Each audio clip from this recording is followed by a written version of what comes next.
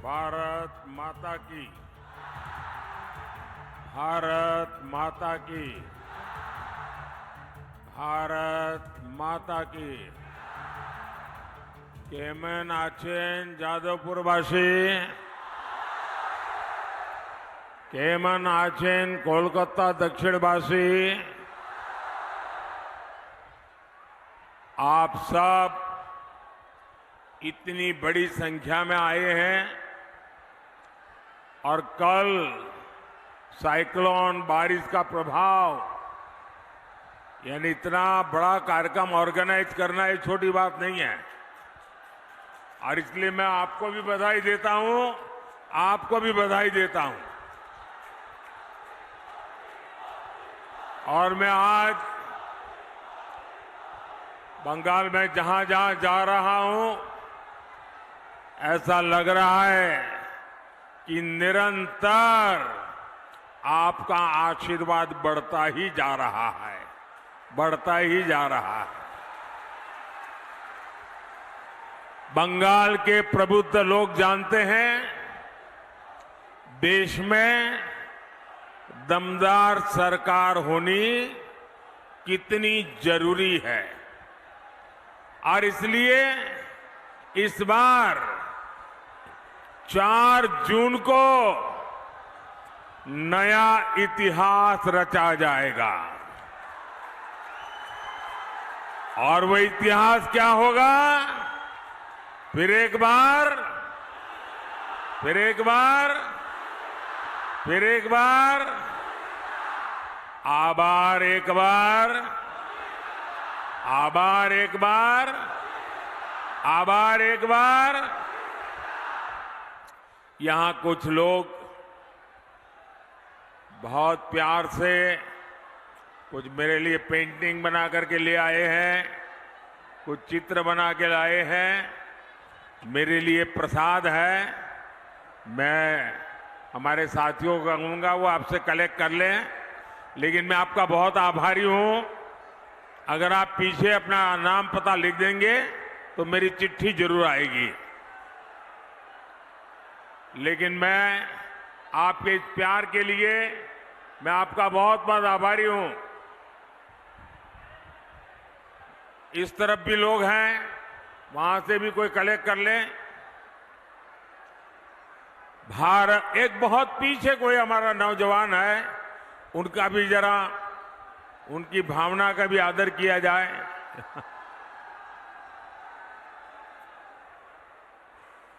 ऐसा सौभाग्य बहुत कम मिलता है जी। और इसलिए मैं आपके इस प्यार को बहुत ही मूल्यवान मानता हूं। बोले भारत माता की, भारत माता की जय श्री राम, जय श्री राम। मैं बीते 2 महीनों के दौरान पश्चिम बंगाल के अनेक शहरों में गया हूं। मैं लगातार देख रहा हूं, इस बार टीएमसी और इंडी वालों के बड़े बड़े किले ध्वस्त होने वाले हैं। 4 जून को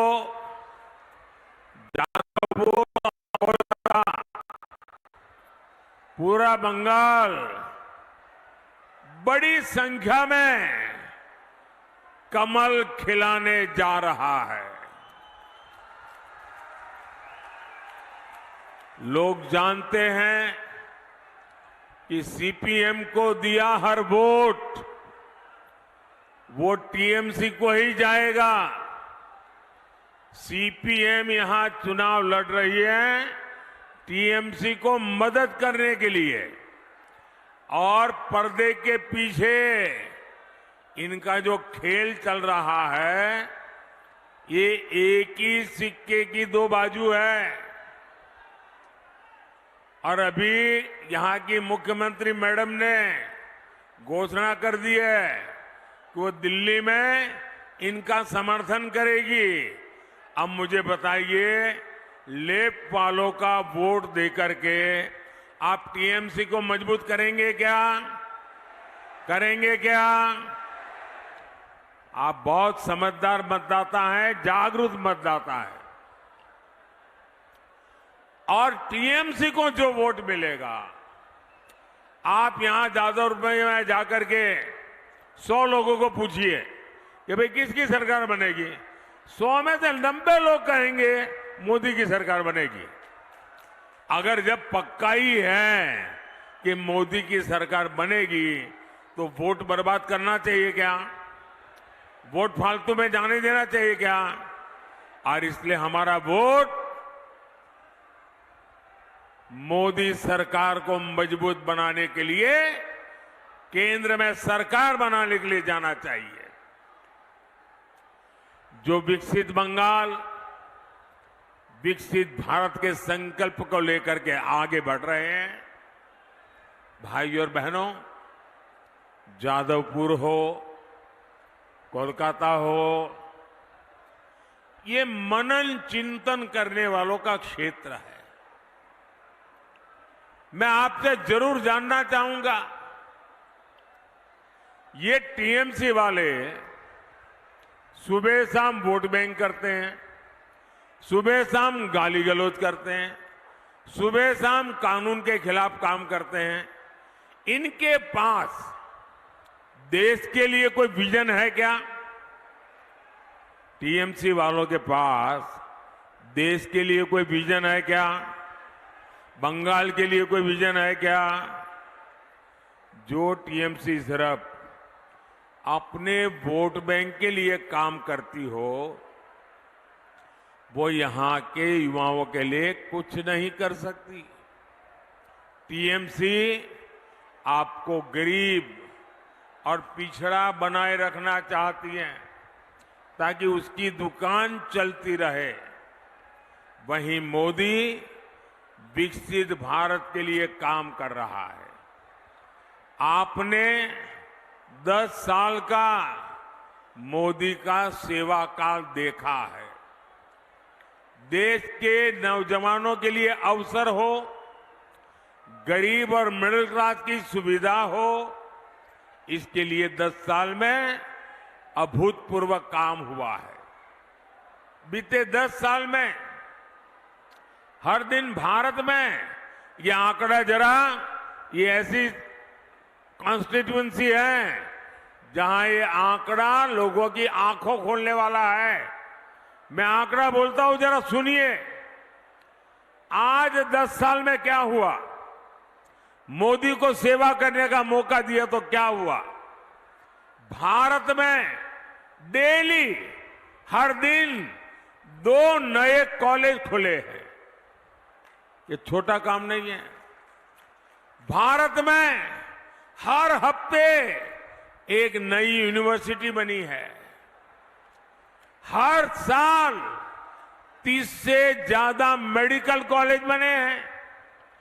10 साल पहले ग्लोबल रैंकिंग में हमारे 4-5 इंस्टीट्यूट आते थे। आज दर्जनों इंस्टीट्यूट ग्लोबल रैंकिंग में भारत के नाम है। आज भारत दुनिया का तीसरा बड़ा स्टार्टअप इकोसिस्टम है। आने वाले 5 साल में हम भारत को ग्लोबल एजुकेशन, रिसर्च और स्किल डेवलपमेंट का हब बनाता देखेंगे। अब हम भारत को स्पेस में, डिफेंस में, सेमीकंडक्टर में, ड्रोन और मैपिंग जैसे अनेक सेक्टर में आगे बढ़ा रहे हैं। इसका सीधा लाभ हमारे नौजवान बेटे बेटियों को होगा। साथियों, बीजेपी आपकी एस्पिरेशंस को समझती है, आपकी आकांक्षाओं को समझती है। यहां हेरिटेज भी है, लंबी कोस्टल लाइन भी है, पहाड़ भी है, कॉटन की खेती भी होती है।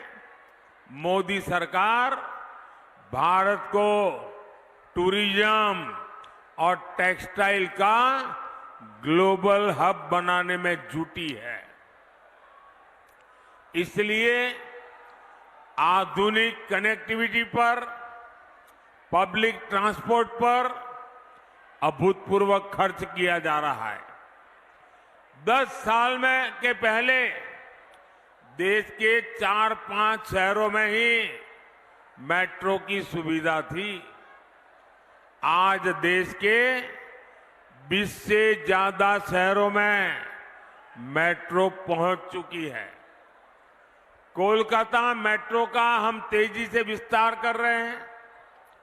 कोलकाता मेट्रो के पास अब पहली अंडर वाटर मेट्रो होने का भी गौरव है। अभी हमने वंदे भारत ट्रेनें देखी। आने वाले 5 सालों में देश के ज्यादातर शहर वंदे भारत से जुड़े हुए होंगे। आने वाले 5 साल में हम इलेक्ट्रिक बसों का, इलेक्ट्रिक मोबिलिटी का विस्तार होता देखेंगे। ये नए भारत का नया ट्रांसपोर्ट तो होगा ही, ये नौकरियों का भी नया दौर लेकर आएगा। भाइयों और बहनों, मोदी जब विकसित भारत बनाने में जुटा है तो वो विकसित बंगाल के बिना संभव नहीं है। बंगाल को फिर वो पुराना गौरव दिलाना जरूरी है। जब ये देश का कल्चर और इकोनॉमिक सेंटर था, बंगाल के बारे में जब भी मैं गुरुदेव रविंद्रनाथ ठाकुर की ये पंक्तियां सुनता हूं, गर्व से भर उठता हूं। गुरुदेव ने कहा था, बांग्लार माटी, बांग्लार जल, बांग्लार वायु, बांग्लार फल, पुण्य होक, पुण्य होक, पुण्य होक के पुण्य होक है भगवान। मैं अपने उच्चारण दोष के लिए आपसे क्षमा प्रार्थी रहूंगा, लेकिन आप भी मानेंगे कि इन पंक्तियों में बंगाल की महानता के दर्शन होते हैं। दुर्भाग्य ये कि सीपीएम और टीएमसी की पॉलिटिक्स ने बंगाल को बर्बाद कर दिया है। ये सिर्फ पार्टियां 2 है, इनकी दुकान एक ही है और दुकान में सामान भी एक ही है। टीएमसी और लेफ्ट इंडी अलायंस में है। टीएमसी और लेफ्ट दोनों वोट बैंक अपीजमेंट की पॉलिटिक्स करते हैं। इन दोनों पार्टियों ने पश्चिम बंगाल को करप्ट सिस्टम दिया, तोलाबाजों का सिस्टम दिया और सबसे बड़ी बात, ये दोनों पार्टियां एंटी डेमोक्रेसी है।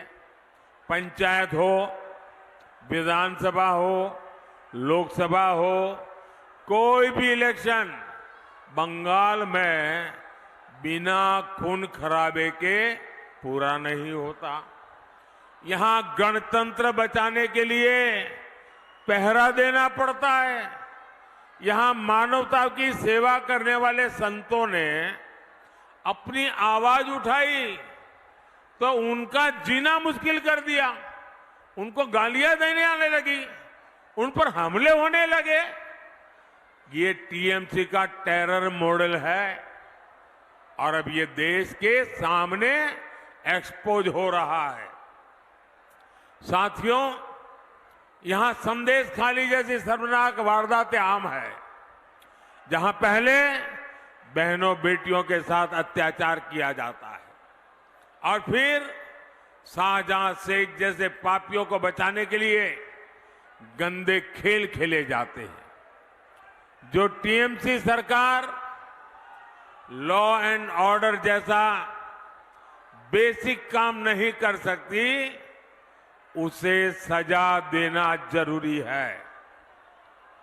टीएमसी की पॉलिटिक्स रक्ता कटो पॉलिटिक्स है। टीएमसी करप्ट इकोसिस्टम को आगे बढ़ाती है। टीएमसी की सारी पॉलिटिक्स वोट बैंक के लिए है। इसका ताजा उदाहरण हमने कुछ दिन पहले ही देखा है। साथियों, टीएमसी ने पहले असंवैधानिक तरीके से 77 मुस्लिम जातियों को ओबीसी घोषित कर दिया था। लेकिन अब जब हाईकोर्ट का फैसला आ गया तो इनके लिए किराए पर पानी फिर गया। अब हाईकोर्ट का फैसला तो इन्हें मानना ही पड़ेगा। इनकी साजिश पर ब्रेक लग गया है। लेकिन फिर भी मुसलमानों को खुश करने के लिए टीएमसी सरकार ये कह रही है कि वो हाईकोर्ट का फैसला नहीं मानेगी। साथियों, सीएए को लेकर टीएमसी जिस तरह सफेद झूठ बोल रही है, ये पूरा देश देख रहा है। बंटवारे से पीड़ित हमारे जो साथी दूसरे देशों में रह गए थे, जिन्हें भारत ने भरोसा दिया था कि उन्हें भारत की नागरिकता देंगे, क्या उन्हें हम अत्याचार सहने के लिए ऐसे ही छोड़ दे क्या? मोदी ये नहीं होने दे सकता। इसलिए पूरे दायित्व भाव के साथ सीएए लाया है।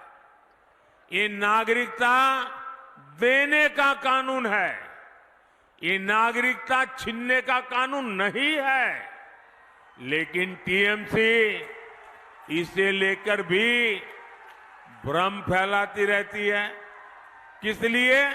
सिर्फ और सिर्फ अपने वोट बैंक को डराने के लिए, ताकि वो टीएमसी का खेमा न छोड़े। साथियों, टीएमसी और सुशासन का दूर दूर तक कोई नाता नहीं है। बंगाल में सुशासन दूरबीन से खोजने पर भी नहीं मिलता। बंगाल में सुशासन माइक्रोस्कोप से तलाशने पर भी नहीं मिलता। मोदी ने पूरे देश में 12 करोड़ परिवारों तक नल से साफ पानी पहुंचाया है। लेकिन बंगाल में लोग आज भी आर्सेनिक वाला पानी पीने के लिए मजबूर है। मोदी शहरों में गरीबों और मिडिल क्लास को पक्के घर दे रहा है। मोदी रेरा कानून लेकर आया ताकि बिल्डरों की मनमानी न चले। लेकिन बंगाल में सरेआम माफिया को जमीनें दी जा रही हैं, नियमों के विरुद्ध कंस्ट्रक्शन हो रहा है। मोदी गरीबों के लिए सस्ते सिलेंडर की योजना चला रहा है। इससे यहां के लाखों बहनों को लाभ हो रहा है। लेकिन टीएमसी सरकार इसमें भी रोड़े अटका रही है। साथियों, देश में करीब 6 करोड़ बुजुर्ग हैं जिनकी आयु 70 वर्ष से ऊपर है। आने वाले समय में ये संख्या और बढ़ने वाली है। ये परिवार के वो सदस्य हैं जिनकी हेल्थ का खर्च हर परिवार को उठाना पड़ता है। अब मोदी की गारंटी है कि ऐसे हर बुजुर्ग को 5 लाख रुपए तक मुफ्त इलाज मिलेगा। भाइयों और बहनों, अब रखता कटो पॉलिटिक्स, करप्शन और अपीजमेंट पॉलिटिक्स की जगह पॉलिटिक्स ऑफ परफॉर्मेंस को चुनना है।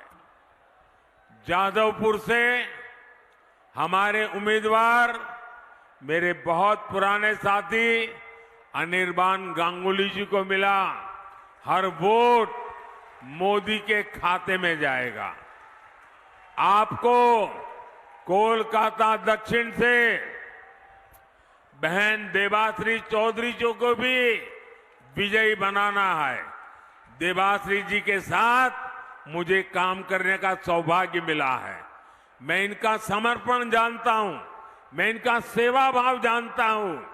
ऐसे दो उत्तम उम्मीदवार जो आपकी सेवा के लिए समर्पित, जो देश के उज्जवल भविष्य के लिए समर्पित, ऐसे हमारे उम्मीदवार, उनको दिया हुआ आपका वोट सीधा सीधा मोदी को मजबूत करने वाला है। तो आप ज्यादा से ज्यादा मतदान कराएंगे, गांव-गांव जाएंगे, हर पोलिंग बूथ को जीतेंगे। मेरा एक काम और भी करना है।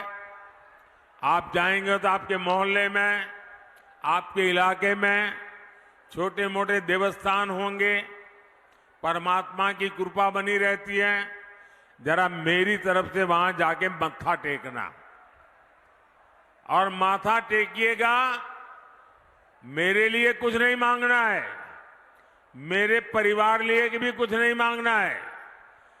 विकसित भारत बनाने के लिए आप परमात्मा का आशीर्वाद मांगिएगा और भारत का उज्जवल भविष्य बनाने के लिए आगे आइएगा। मेरे साथ बोलिए, भारत माता की, भारत माता की, भारत माता की। बहुत बहुत धन्यवाद। जरा ये फोटोग्राफर, वो बच्चे, वो एक फोटो ले लेना, वो कब से बेचारा खड़ा है। थैंक यू भैया, ले लेंगे, उसको कलेक्ट कर लीजिए। मेरे साथ बोलिए, दोनों हाथ ऊपर करके, भारत माता की, भारत माता की। बहुत बहुत धन्यवाद।